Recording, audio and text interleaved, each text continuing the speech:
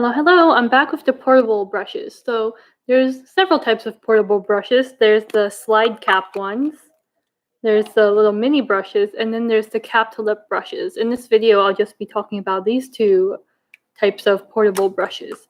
So in total, Hakuhodo only has about a dozen of these slide portable face brushes, and they're all pretty versatile.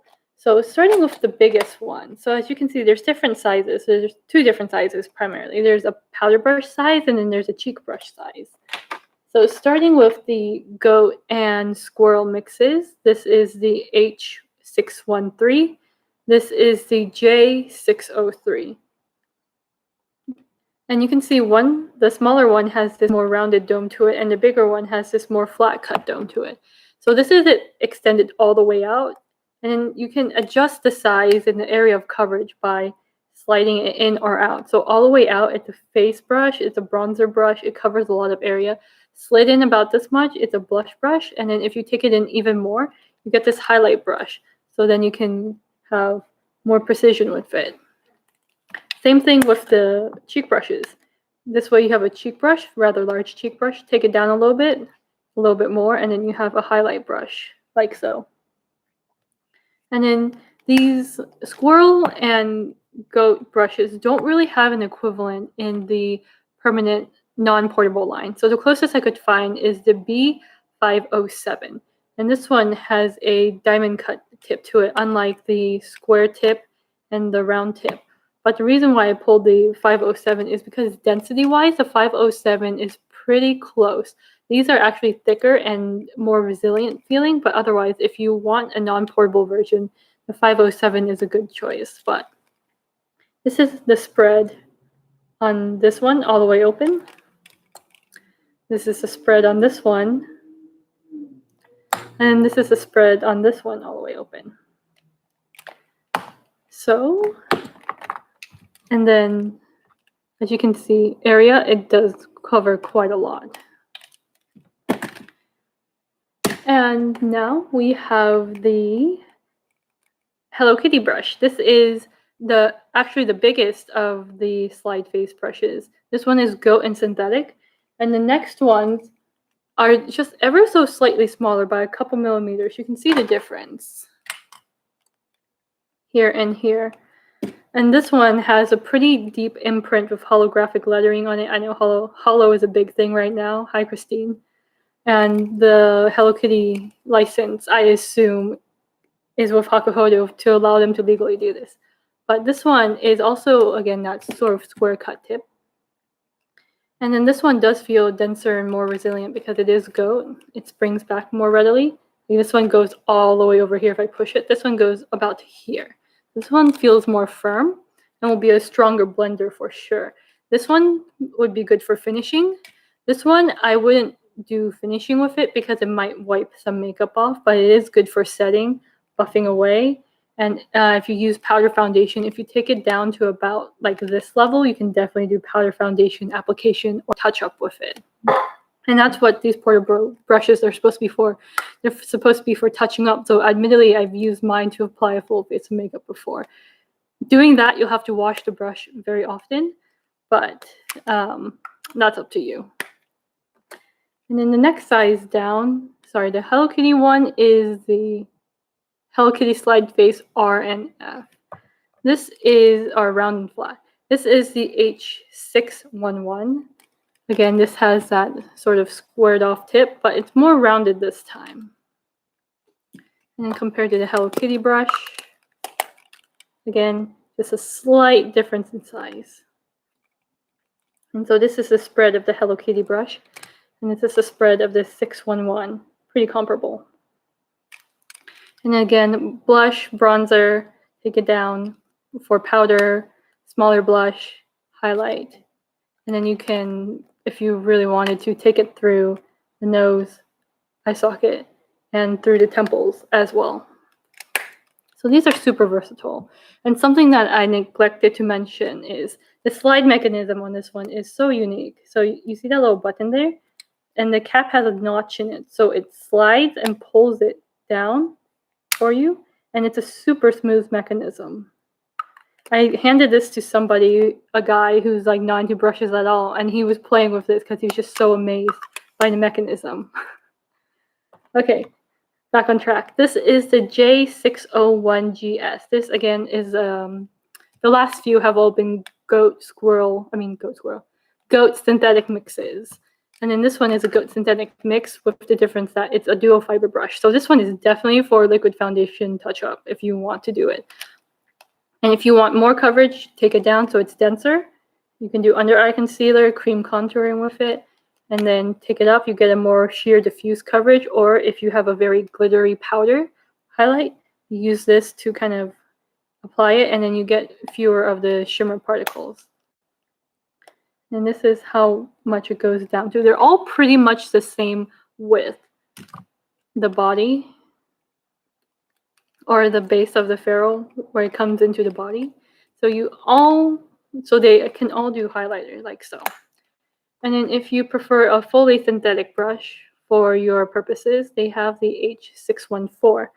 So in comparison, it's bigger than the J601. In comparison to the H611, the synthetic fluffs up less, and this synthetic is meant to simulate squirrel. So it doesn't have as much fluff, and it's very, very soft. And in comparison, again,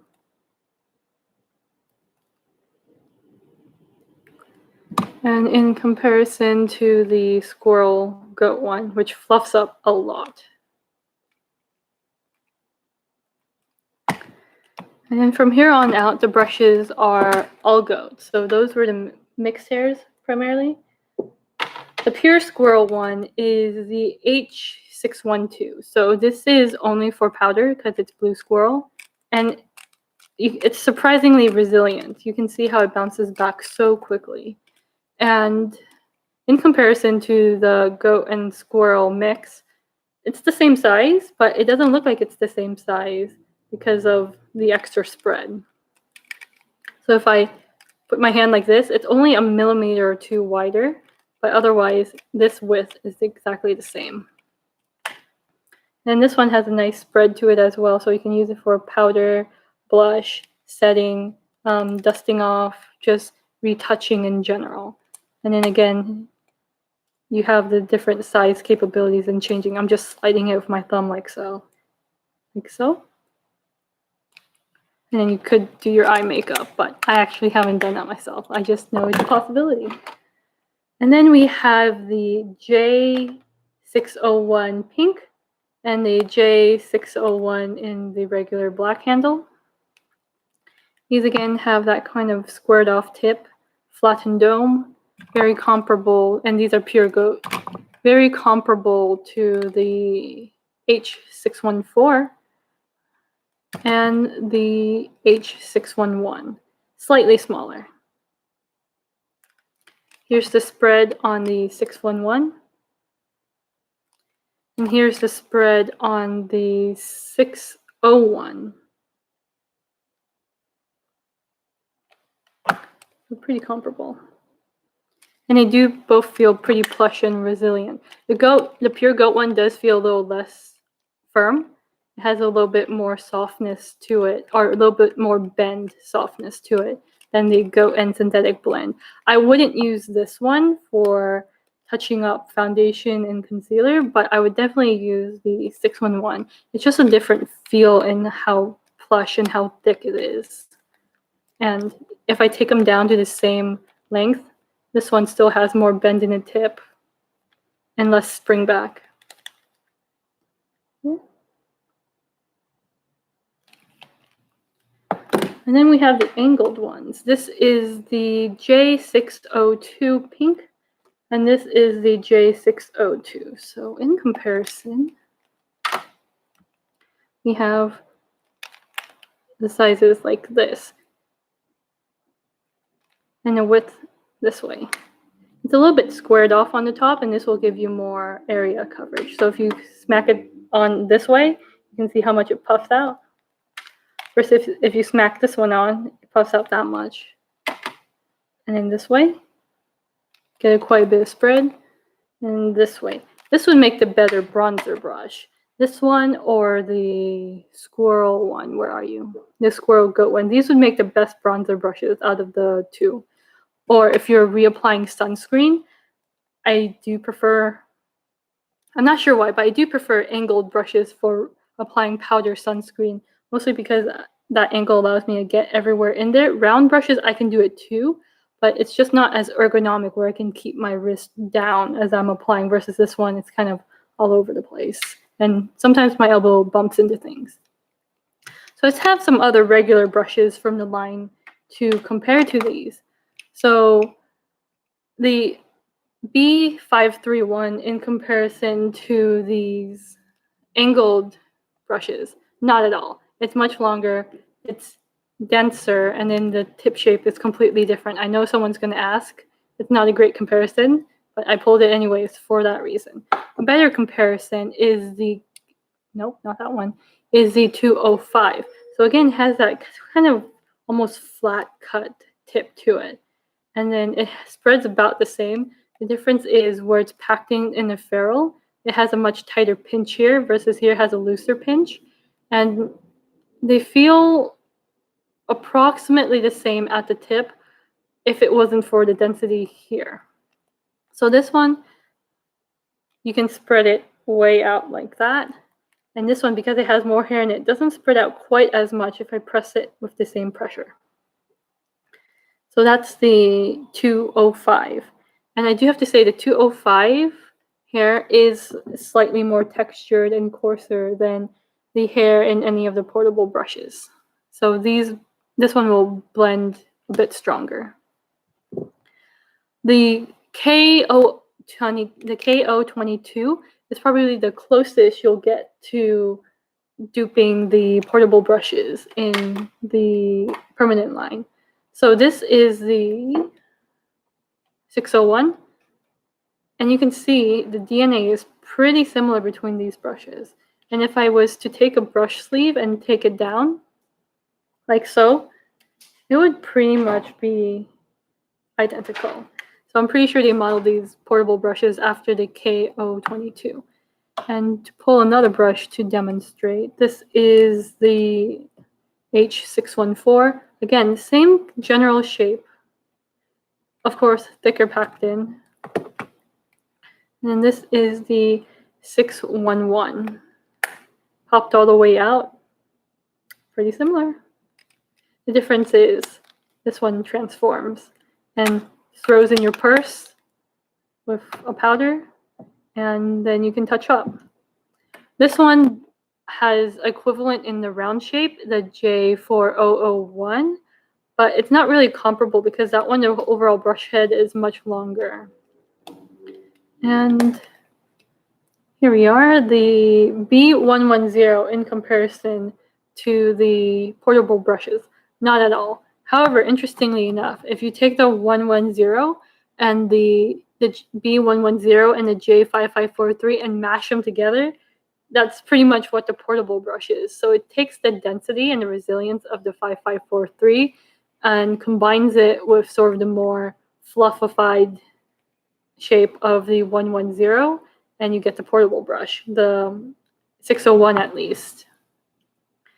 So as for the little portable brushes without the caps, this is the Masako portable powder, and this is the Masako portable highlight. So the Masako portable powder and Masako portable highlight don't have caps with them, and the handles are slightly different in that they're more muted. They're a matte satin finish rather than this bright vermilion glossy finish on the regular S line. Camera's having a little bit of trouble picking up the color differences, but this one is more muted and a bit more of a brown tone to it. This is the S110, otherwise known as the B110. The Misako portable is goat and synthetic blended though. The S110 is pure goat. And then this is also goat and synthetic and blend. And then you have target powder, highlight, little blush, or medium-sized blush, small target powder. And we have the Kokutan portable powder cheek and the Kokutan portable highlight. With these portable brushes, the handle is exactly the same as the full-size Kokutan with one exception. You can see here it's printed Hakuhodo in the Roman alphabet versus with the regular Kokutan series. It's printed on or engraved on and then printed with the Japanese kanji letters or characters. And then the shapes here are pretty similar. I would say the Kokutan is a hair shorter and thicker. And then you can see the spread. And you can see the spread. The spread's the same, but the Kokutan is thicker and denser, but functionally they're pretty much the same. Personally, I do like the Kokutan better. And then with the little brushes, I really can't tell a difference, but I like the look of the Kokutan portable powder better. This one might be ever so slightly longer. And again, with these mini Kokutans, they are goat synthetic blends, but most of the Kokutan brushes are blended with synthetic, whether they're goat or squirrel. So that wraps up all the portable brushes other than the lip brushes, and I will probably be back with either the Ogi series or the Keibo series. I haven't decided yet, but I'm going to take a break and show you guys more brushes in a bit. If there aren't any questions on the portable brushes, I'll just wrap this video up after I'm done cleaning my workstation and then hop off. Can't wait to buy some for makeup bag when you go back to the office once the pandemic is over. I mean, these brushes are pretty great, even if you're not working at an office. So, for example, I like to do a lot of hiking, and I will take portable. So in the morning, I'll apply my sunscreen, and then I'll take a brush, whether it's a Kanoko brush in a case or one of these brushes. I'll take a portable brush and a little pot of sunscreen powder. And then if I've been sweating profusely, I'll take the brush and then I'll just put that powder all over. Yes, it's not as good as reapplying my sunscreen, but I really don't like doing it. So I make do with sunscreen powder. And then they're also really great as a present for college students because they're cute. And if you tell them this can be your all-in-one brush, you kind of have to tell them that you kind of have to tell most people that you can use it a lot of different ways. Otherwise, they're like, cool, it's a brush. But then you show them what you can do with it, and then it clicks, and then they like it a lot more. And plus, the mechanism's just so fun. I don't know if you've noticed, but like even when I don't have to, I just keep opening and closing the brushes. They're extremely smooth. Most portable brushes have a button on the side that you kind of push up and down, but this one is just an engineering marvel. Maybe that's a bit strong, but I really like it. Oh, I'm glad you find the travel brushes amazing too. The Kokutan, I can understand why the Kokutan brushes are blends. It's because the synthetic really does make it more efficient and without sacrificing softness. So they can make the goat brushes more, because these brushes are sort of designed for people who are more casual with makeup. So they just want a brush that works. They don't care so much about the specifications like we do. And to make a brush that works and is soft, they have the option of blending other hairs in there, such as synthetic, horse, or I'm missing one, pony. Those fibers all make a brush more resilient and more worker friendly or user friendly and workable. And also, you can't really tell. I honestly can't tell most of the time. I have to look at the placard, memorize it, say, okay, that's goat and squirrel, but this one's are goat and synthetic, but this one's only goat. And most of the time, unless it's a higher synthetic blend, like such as dual fiber ones, I really can't tell. And let's see.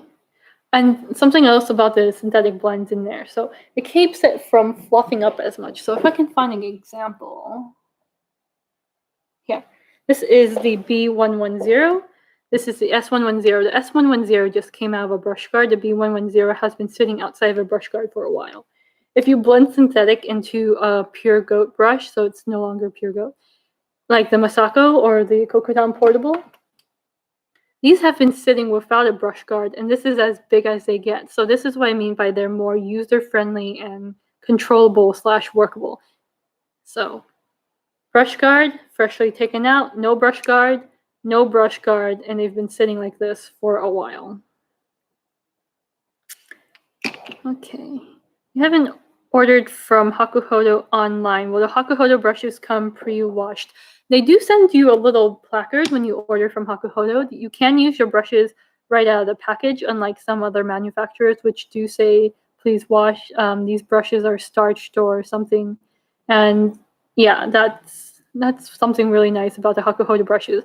They come pretty much ready to use, and as far as I can recall, they're not starched. Like, I've definitely had a lot of brushes that come lightly starched, and I'll kind of run them through water, get the stuff out, put it aside, wait for it to dry.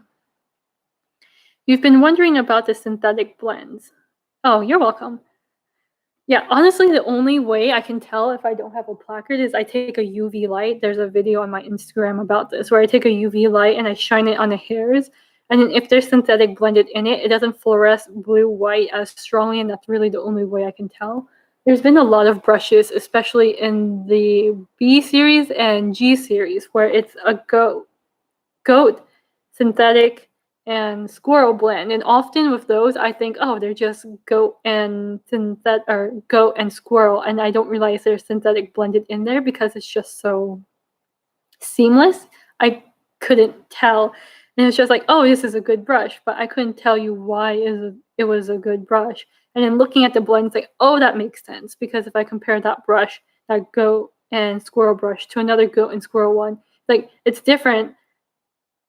I can't really say why. And then I look, oh, there's synthetic in there, which makes it stronger and thicker. And also, blending synthetic in has the practical purpose of keeping the price down, though that's not true for all the brushes, because there are some brush models where the equivalent in the B and the I series is actually the more expensive one because it's the high-tech fiber. So yeah, I hope that really was a roundabout way of addressing your comment question. And then I'll pop off, take a break, and come back with more brushes. See you later. Bye. Oh, nope, one more. You have very dry skin and love duo fiber brushes along with your squirrel brushes. Yes, that's another thing, especially if it's the longer duo fiber where it sticks out quite a bit.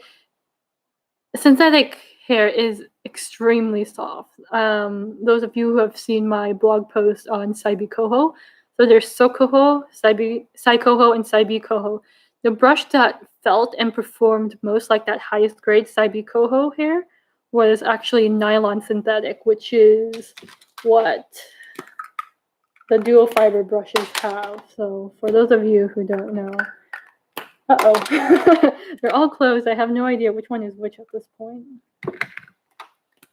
Yeah, this is nylon. So this classic silky straight white hair, that's nylon. So thank you for watching. I will see you guys later in a bit. Bye.